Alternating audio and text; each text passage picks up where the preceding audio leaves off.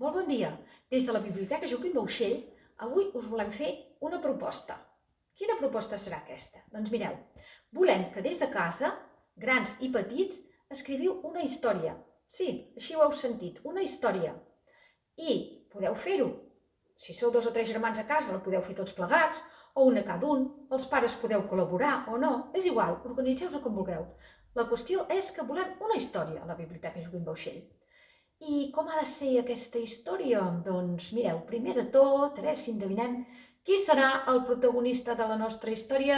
Me l'estic mirant, el tinc aquí al costat. En Perot l'Escavallat. Sí senyor, ho heu endevinat. Aquest serà el protagonista de la nostra història. Aquest serà el punt principal. El nostre protagonista, en Perot l'Escavallat. Aquest serà el punt número 1. Recordeu, protagonista, en Perot l'Escavallat. Aquí el tenim, amb el seu pentinat tan característic, amb el seu vestit vermell, amb la corbata verda, els pantalons verds i uns paucs blaus. Perot l'Escavallat. Segona cosa, què hem de pensar per fer una història? Hem de pensar un lloc on passarà la història.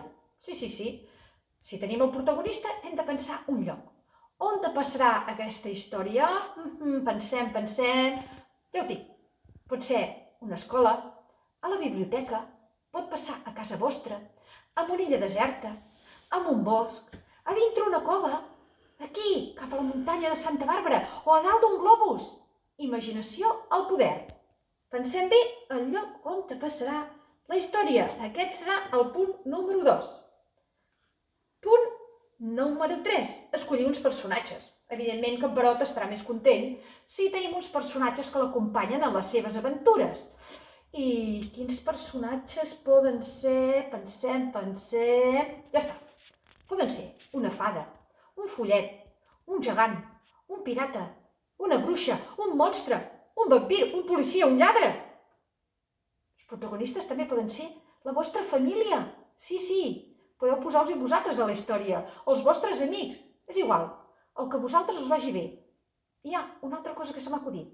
Ara que s'acosta Sant Jordi, podem introduir també algun drac, algun cavaller o alguna princesa. Vosaltres mateixos, ja ho sabeu, imaginació al poder. A veure, i parlant d'imaginació, un cop tenim escollit el protagonista, el lloc i els personatges, heu de fer volar la imaginació. Sí, feu volar la imaginació. Als vostres personatges els hi poden passar un munt d'aventures.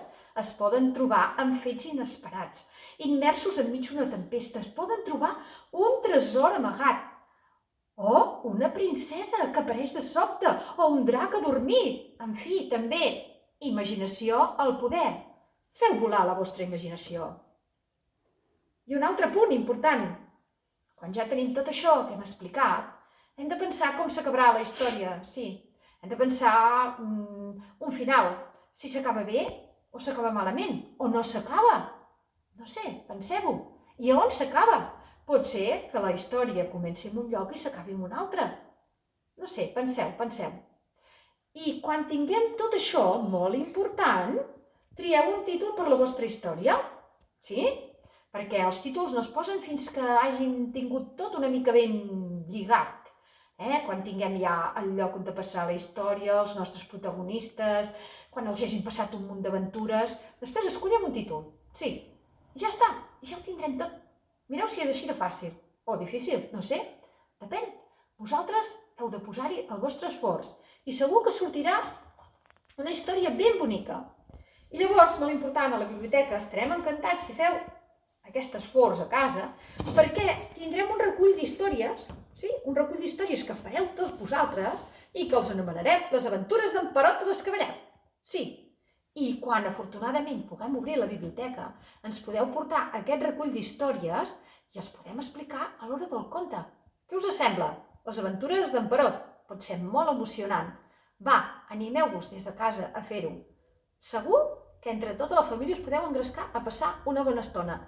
I ara, per acabar ja d'explicar tot això que tenim entre mans, doncs explicarem com materialitzar aquesta història. Doncs mireu, com que no podem sortir a comprar gaire a casa, segur que tots a casa tenim 4 folis, doncs mireu, agafem un foli el partim així per la meitat, val?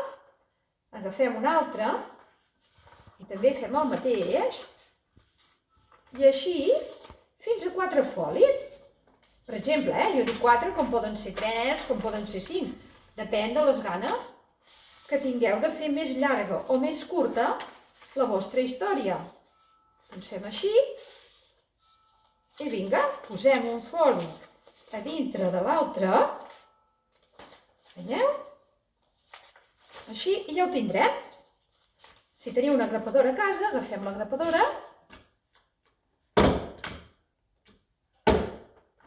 i ja tenim un quadernet per fer la vostra història d'en Mireu, aquí pot ser la portada la podeu fer bonica, la podeu fer com vosaltres vulgueu, amb retoladors, colors, que tots teniu a casa, en trossos de paper, en gomets, i posar el títol de la història. I un cop a dintre, obrim, i anem enumerant les pàgines, podeu posar un número a cada pàgina si us va bé, i aquí fer un dibuix i escriure una mica la vostra història. I així successivament. Un altre dibuix i una altra mica d'història. I així tindrem les aventures d'en Perot l'Escabellat. Vinga, pensem que a veure, aquesta proposta us pot agradar. I ja ho sabeu, vinga, passeu una bona estona i cuideu-vos molt. Fins la propera. Adéu.